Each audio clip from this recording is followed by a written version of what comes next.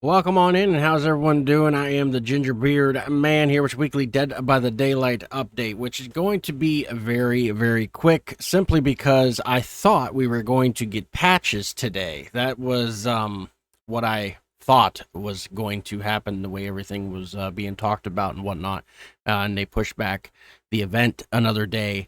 The masquerade is now on Thursday, so I thought that maybe it was because the patch was going to come out today, but they are not. So I am going to assume, and assuming don't get you far in Dead by Daylight, that the patch is coming out at the same time as Masquerade on the 26th then, which is kind of weird. You think you would have fixed the bugs before you had an event, but it is what it is. I really don't know why they are doing it like that, but it is what it is.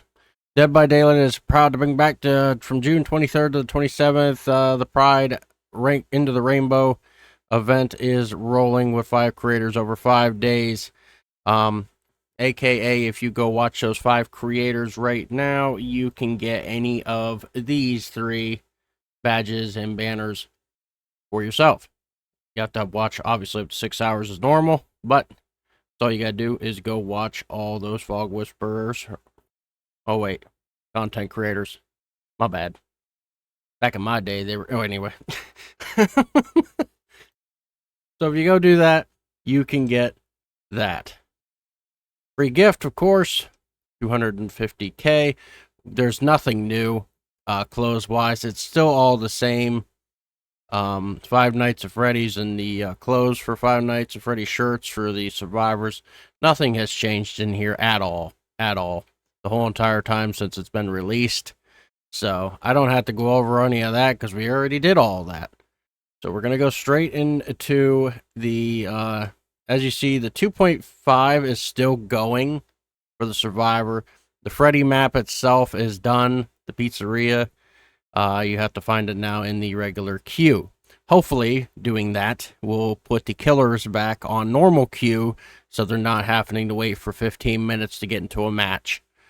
We can pray, right? We can pray.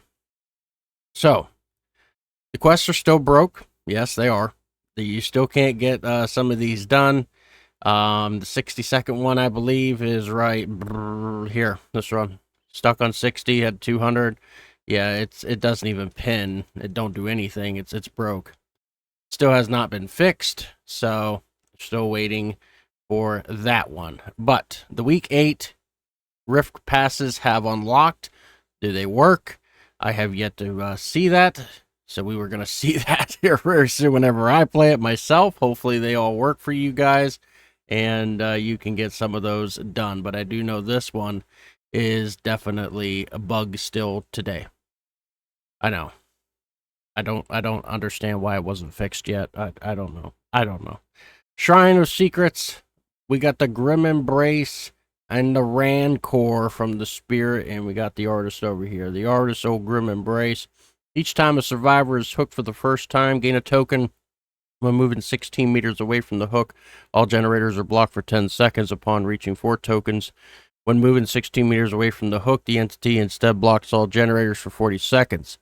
The Obsession's Aurora is revealed to you for 6 seconds. Then Grim Embrace deactivates. And then over here on the Rancor, you become obsessed with one survivor. Each time a generator is completed, your obsession sees your Aurora for 3 seconds. Each time a generator is completed, all survivors' locations are revealed to you for 3 seconds. Once the exit gates are powered, the obsession has the exposed status effect, and you can kill them. These are both great in their own builds, though this one is used more often than this one because this one takes a little bit of work to get it to work.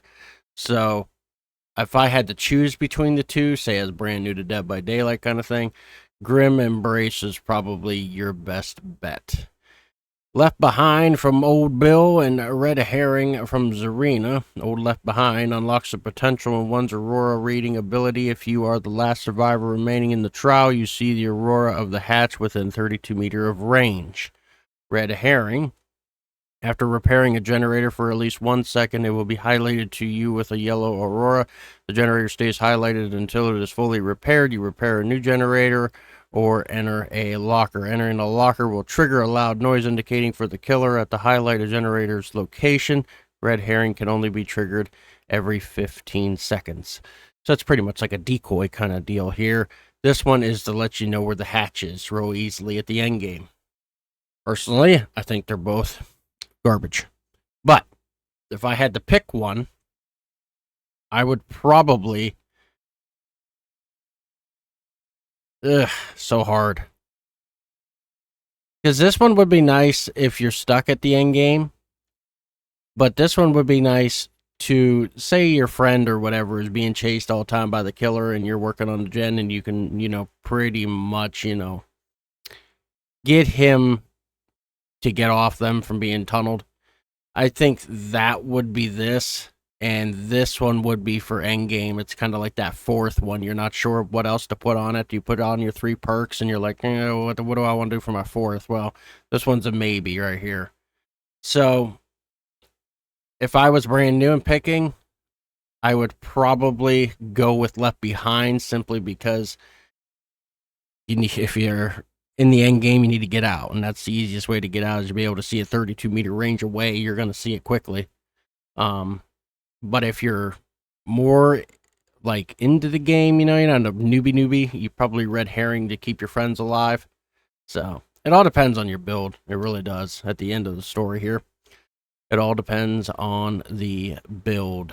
But yeah, I mean, sadly, that is it, guys. Like there really isn't anything else. The Masquerade got pushed back a day now. So it's on the 26th now instead of the 25th. So that is all going to be happening this week on Thursday. I think that they're going to be updating it then too to fix the bugs. I would think, because like there's a lot to fix on this right now, between the new killer, the maps, the quests, the perks. Like there's a lot to fix right now on the game. So I would think that they would have some sort of a patch out when that comes out. We'll see. Maybe we'll be lucky and they'll drop it later today. Maybe. I have no idea. Who knows what behavior? It could be later today. It could be tomorrow. Nobody really knows, do they? But I would think that they would have it by the anniversary. At least you'd think that. But that's all I got for you. Then we got the 4th of July and that next week. I'm not sure when they're going to put out the roadmap for July. As you know, there is new survivors coming out in July. I just don't know when exactly they will be out, but I would definitely suggest it'd probably be 2 weeks into July if I was a betting man. So be prepared for that. You might want to keep your blood points way up there because of that reasoning, so you can prestige them up. Hopefully. Now, always remember that the Masquerade has cakes. It always does. So if you're building up your blood points, literally waste them all in that Masquerade, because you're going to get like 106% blood points cakes by the billions. Like, you're going to be getting a lot of them if you drop a lot of blood points into them, into the webs. So starting Thursday, I would definitely be dropping a lot in, so you're piled with those cakes. So whenever you build it back up during the Masquerade, you even have more left over for those survivors when they come out. So it's definitely worth doing. You might want to think about that one. But that is it for me. If you're not subscribed, please subscribe. I greatly appreciate it. Hit that like for me. I do go live for Dead by Daylight Monday, Wednesday, and Friday mornings at 7 a.m. Eastern. So if you'd like to stop by and tell me all about your Dead by Daylight stories, that's where I'll be. So you guys have a good rest of your day. Stay cool. It's hot here. Ugh. But stay cool.